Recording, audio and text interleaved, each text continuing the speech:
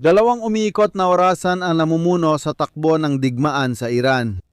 At kung naiintindihan mo kung ano ang nangyari sa unang orasan at kung ano ang nangyayari sa pangalawang orasan, maraming mga nakakalitong bahagi ng digmaan ang magsisimulang magkaroon ng saysay. At pagkatapos ay maaari tayong magkaroon ng mas maayos na talakayan kung ang buong hakbang na ito ay isang magandang ideya sa simula pa lang. Ang una sa mga orasan na ito ay ang karera para simulan ang digmaan.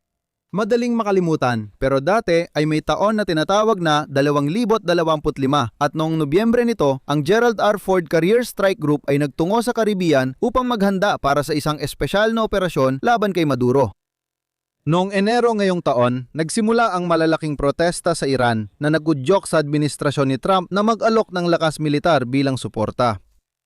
Paulit-ulit nang naikwento ang istoryan ito kaya ayokong pahabain pa ang usapan. Bago nangyari sa Venezuela, nasa Persian Gulf ang Ford. Nang umalis ito at walang malapit na aircraft carrier, hindi nakaposisyon ng Estados Unidos para maibigay ang epektibong tulong sa mga nagpoprotesta sa Iran.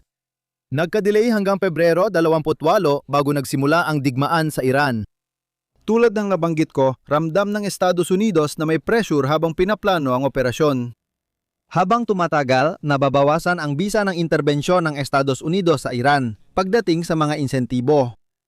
Kalahati noon ay dahil kung kusa ng humina ang kilos protesta, mahirap nang muling tipunin ang lahat sa lansangan kapag nagsimula ang digmaan. Ang isa pang dahilan ay maaring pinatay na ng pamahalaan ng Iran ang natira sa lansangan noon kaya mas kaunti ang taong makakatrabaho ng Estados Unidos kahit alam nating tao rin sila.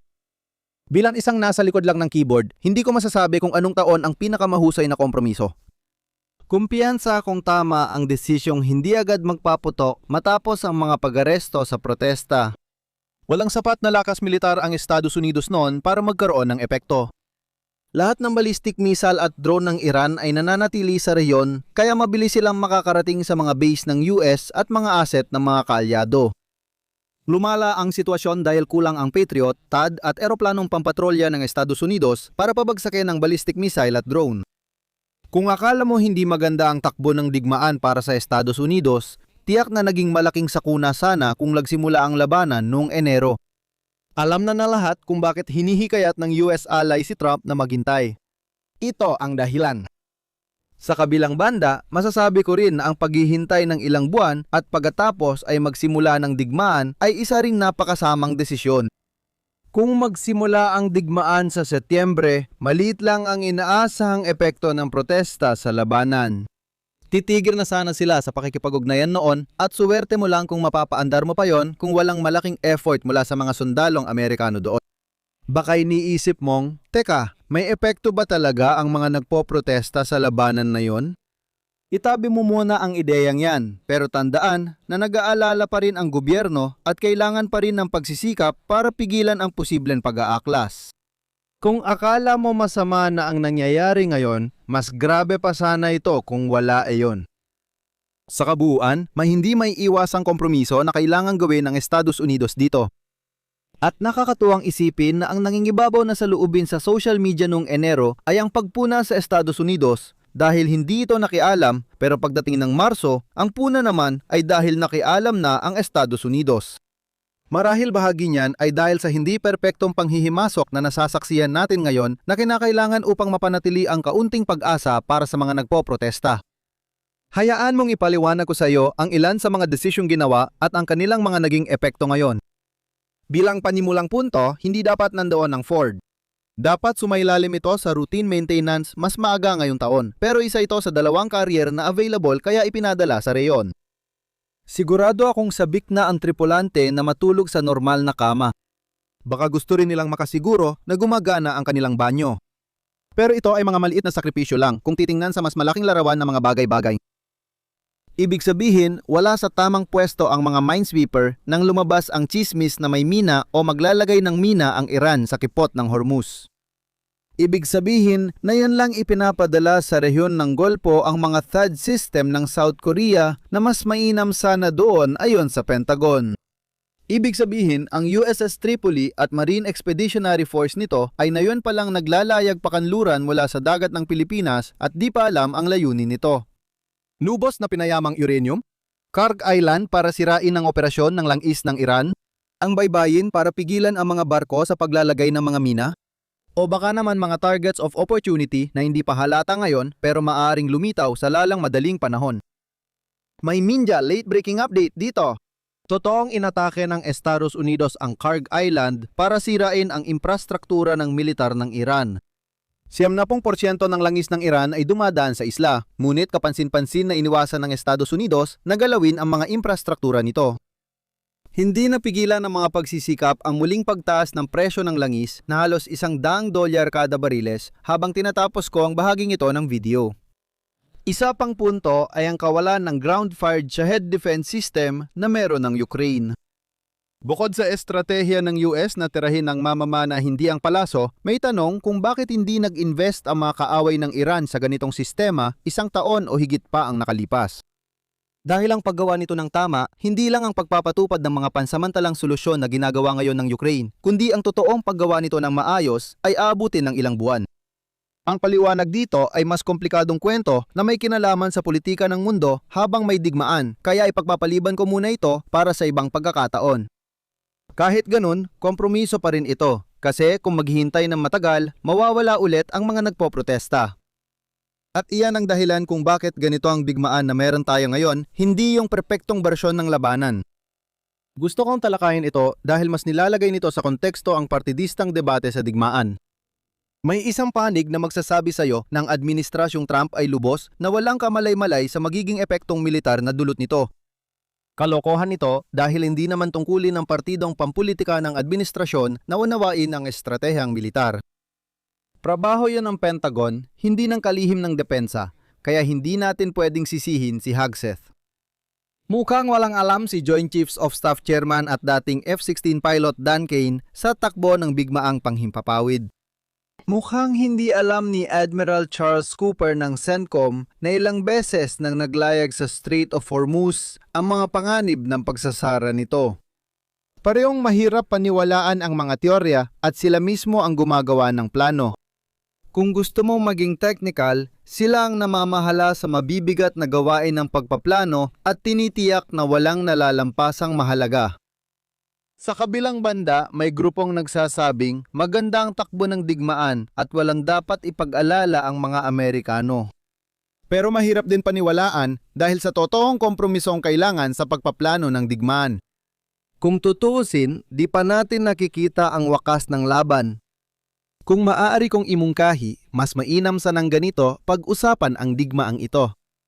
Ang nasasaksihan natin ngayon ay ang pinakamaiinam na kompromiso na naisip ng Pentagon na kaya nitong gawin sa pagitan ng paghahanda ng militar ng US para sa tungkulin at hayaan na lang na mawala ang kilusan ng protesta. May halo rin ng US intelligence apparatus na kailangang timbangin ang mga kompromiso. Ang pagtukoy sa mga kompromiso ay kadalasan ay nakakabagot na gawaing burokratiko. Walang batas na nagsasabing kailangang gumawa ng anuman ang Estados Unidos. At ang desisyon na talagang tumuloy ay isang napaka-politikal na bagay.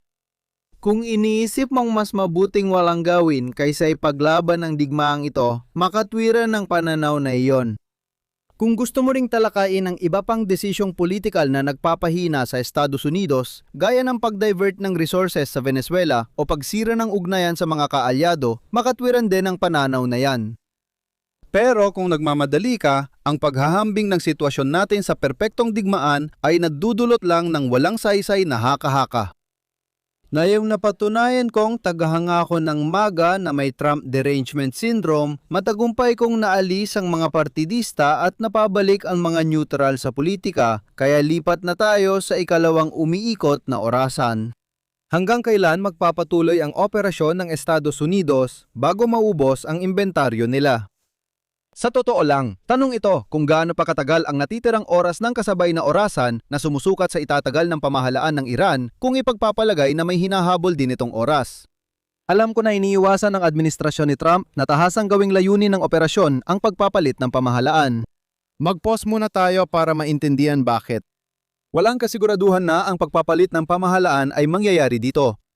Hindi tulad ng ibang alanganing layunin ng administrasyon, tulad ng pagbawas sa kakayahan ng Iran sa ballistic missile, malinaw ang pagsukat nito. Nasa kapangyarihan ang gobyerno o wala. Delikado sa politika ang layuning ito dahil nagiging sukatan ito ng iba para husgahan ang kanyang pagkukulang. At kung ito naman ay magtagumpay, halos hindi rin siya makakakuha ng dagdag na puntos kahit inilagay niya ito sa listahan ng mga layunin mula pa sa simula.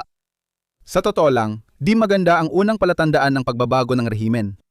Sa ngayon, walang agarang pag-uulit ng mga protesta kahit pinahina ng Estados Unidos ang puwersa ng seguridad ng Iran. Mahirap sabihin kung bakit hindi. Posibleng hindi pa prioridad ng Estados Unidos ang mga puwersa ng seguridad dahil inuuna nila ang anti-aircraft system, misil, drone at seguridad sa Hormuz. Pwedeng magbago ito sa mga susunod na linggo. Naku, linggo pa. Ramdam ko na ang pagkailang ng Indo-Pacific na grupo ng Pentagon sa ideya na ubusin ang mga Tomahawk missile ng ilang linggo pa. Maaring masyadong mapaminsala ang mga pag-iigpit ng gobyerno na nagali sa mga pinakamasugid na kritiko at nagdulot ng takot sa publiko. Maaring nagdulot ng pagkakabaha-bahagi ang pagsali ng Israel sa digmaan kaya naitulak na suportahan ng mga moderado ang rehimen. Kahit ano paman, ang mga lumabas na impormasyon mula sa intelligence ng US ay hindi nagbibigay na magandang larawan. Ayon sa sabi, consistent ang pagsusuri na hindi nanganganib ang rehimen at nananatiling kontrolado nito ang publiko ng Iran.